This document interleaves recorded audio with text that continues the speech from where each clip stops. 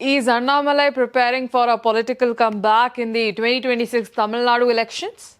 That is the big question in political circles right now. Reports suggest that Annamalai may contest in the upcoming elections, possibly from Coimbatore district. The three constituencies being discussed are Siganallur, Kadumpalayam and Coimbatore North. After losing the 2021 assembly election in Aravakurichi and the 2024 parliamentary election in Coimbatore, it is said that he now wants to focus strongly on Coimbatore district to secure a clear victory. Annamalai has been one of the main reasons the BJP gained attention in Tamil Nadu over the last decade. His aggressive stand on political issues and strong speeches brought media focus to the party.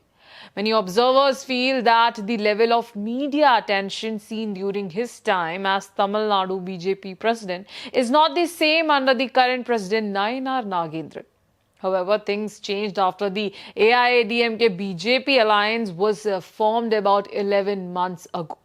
Before this alliance, Annamalai had strongly criticized AIADMK General Secretary Edappadi Palaniswamy. It was even said that Palaniswamy would agree to the alliance only if Annamalai stepped down as state president. Eventually, Annamalai was removed from the post. After stepping down, he reduced his public activities and stayed away from many responsibilities, including his role as constituency in charge, citing his father's ill health.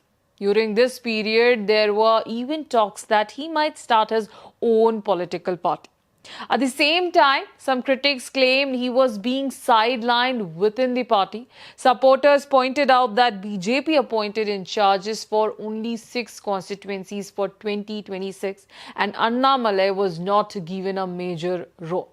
There were also remarks that his strong companion on the Anna University student sexual assault issue slowed after his resignation. Still, his support base remains strong, especially on social media. Many believe that if Annamalai does not contest in 2026, it could be a setback for the BJP in Tamil Nadu.